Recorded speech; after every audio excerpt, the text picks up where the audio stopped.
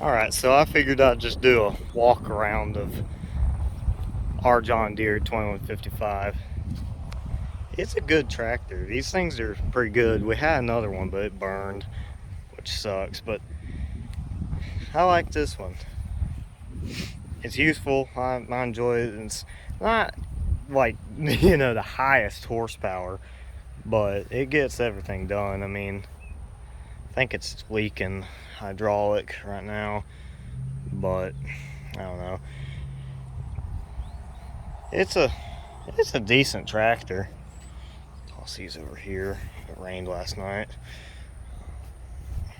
but yeah, I'll just do a decent little walk around, show where dipsticks are, that type of thing. I'll crank it too. It's not a hard tractor to deal with. In fact, actually, it's easier than the new one for me. That right there is your hydraulic and transmission. You just pull that out. It's clear, so it's kind of hard to tell. And if it's low, you fill it up by unscrewing this, and you can go and buy hydraulic and transmission fluid at like a Tractor Supply or anything like that. But take a funnel, put it in there, and fill it up. It's not hard. I've done it before. It's really not that hard at all. And over here is your oil dipstick. Just pull that out and check it, and ours is good, so nothing to worry about. They're not hard to pop the hood on. This one doesn't have its vents, but if you do have vents, you usually have to take that off and then pop this out. Hey kitten. But you gotta pop that off right there and then lift the hood. Something aggravating with this one though is, just step up here, this here, the rubber around that, it will not let the freaking hood come up when it's on. So I got unscrewed diesel cap and then take it off. Yeah, it's got diesel in it right now. And you gotta take this off too, which isn't hard. I'll show that too. I'm not taking the hood off though. That's an aggravating process. But you just do that and then lift up. I'm not gonna take it all the way off. They're good tractors. This one's, it's not this tire. I think it's the other tire.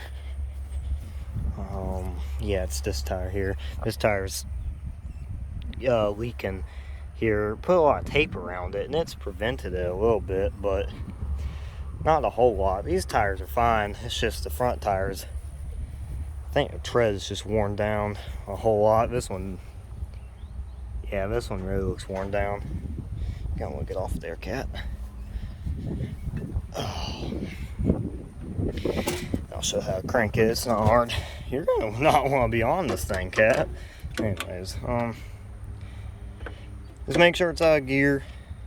Just do that, and you'll know. This over here too is your positional control for the back. Good Lord, you are gonna drive me out of my mind. Just go down there. But yeah, that's your positional control. This is your arm control for front. It's not hard.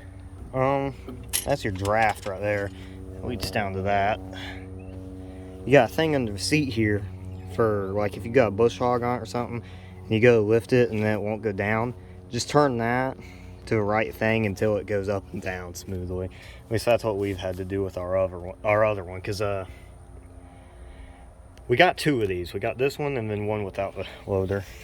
This is your parking brake right here. This one's broken, so it doesn't actually work. This is a rear wheel lock.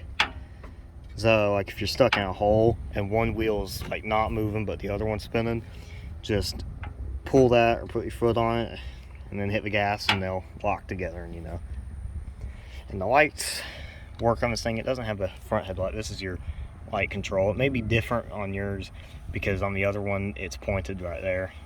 And, oh my god, sorry about the cats. But anyways, on this one you just do this. It'll turn on the lights.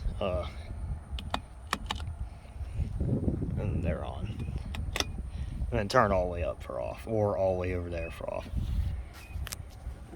and everything's good on it. So crank.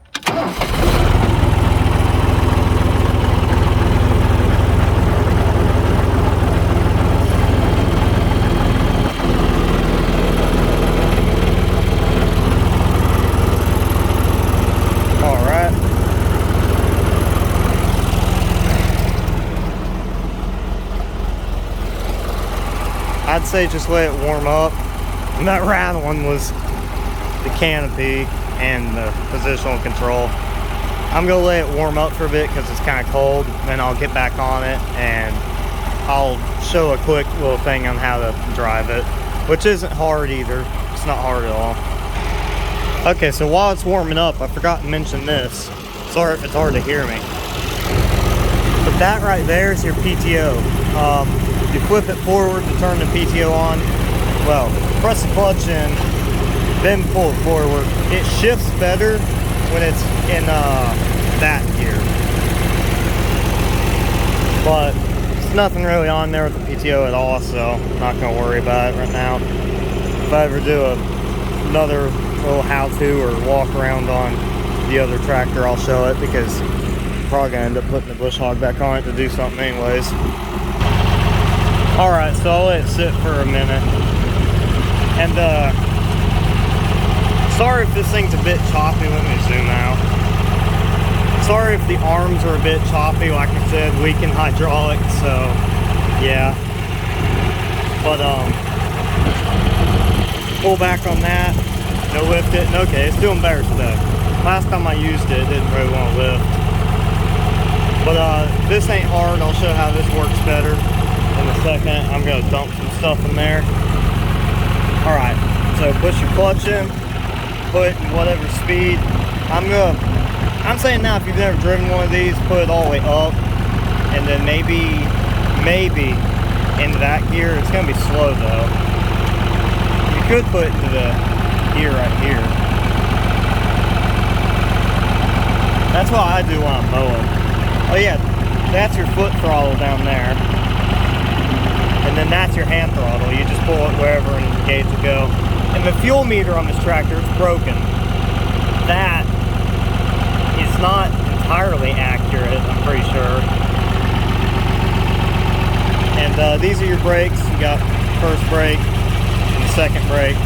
And then you can conjoin them together so you don't have to worry about, you know. If you ever go on a highway, you need to put them together though. But anyways, I'm gonna put it in reverse for now. Lift that up a little bit. And the clutch on this thing isn't exactly the best either. This tractor's not exactly in the best shape, the more I think about it. It's gonna be going at a snail's pace for a second, but it's alright.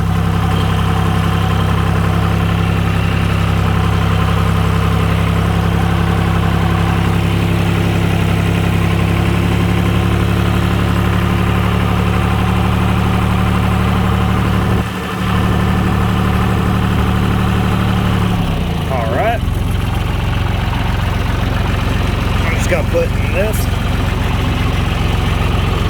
and I got the RPM set to that right now because that's more of like an idle speed for me. This clutch is funny. Sometimes they'll jump, sometimes they'll ease. Alright, there we go. Gotta pull it up. Yeah, like that. I didn't even really touch it. Alright. Gotta lift that up. And then over like that, tips the bucket down. And there goes all the wood that was in it. Alright, and over like this. Pulls the bucket or fork or whatever you got on it, like that. And then of course, down.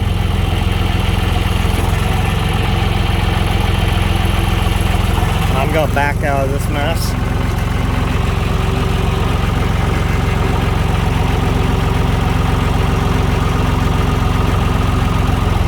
There we go.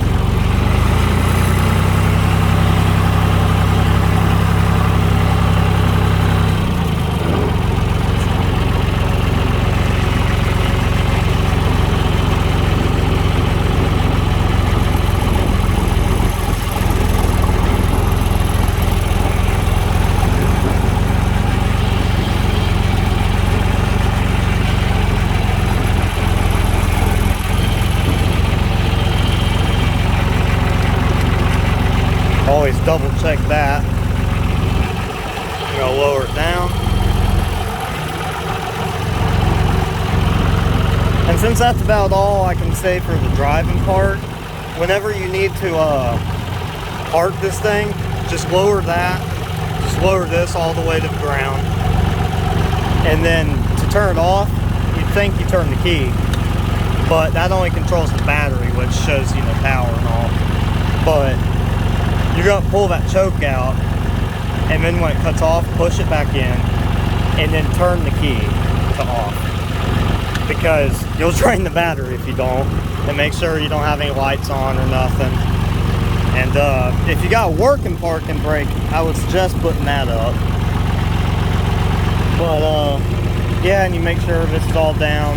This one has a middle thing, unlike our other John Deere, which you have to push it all the way down for it to be how it's supposed to be. They're really not hard to drive at all. And we had another one, but like I said, it burned. It was the exact same as this, just kind of better condition, because like I said, this one is missing the headlight. We had another headlight, but I don't know what happened to it. But yeah, they're not hard at all. It's an easy tractor. And I guess if anyone sees this and even has a question, just feel free to ask. I'll answer. But they're good tractors. I enjoy the old 2155s. This one, I don't know what year it is. It's probably from a year of, like, I'd say 88 to 89, maybe 1990. I don't know. It's kind of hard to pinpoint it. The other John Deere, I think, is from about 86 or 87, so it's probably, you know, an early one. Oh yeah, something else too. If you're ever filling up one of these tractors, do not ever let it overflow. And if it's running, just go ahead and turn it off, wipe up all the diesel, because when it gets sucked up into that fan, it gets on there and it gets all sticky. And anything that flies through there gets stuck, and it slows it down and it cracks it. You'll end up with a messed up engine, cracked radiator block type of stuff, and that's not fun, because we've had that happen with the other tractor. The other tractor had to have an engine rebuild because of that. So yeah, be careful with that. Be careful in general with the tractor. But it's a nice tractor. I enjoy it a lot. And yeah, that's about it. I may do another video on it, I don't know, but that's about all I have to say.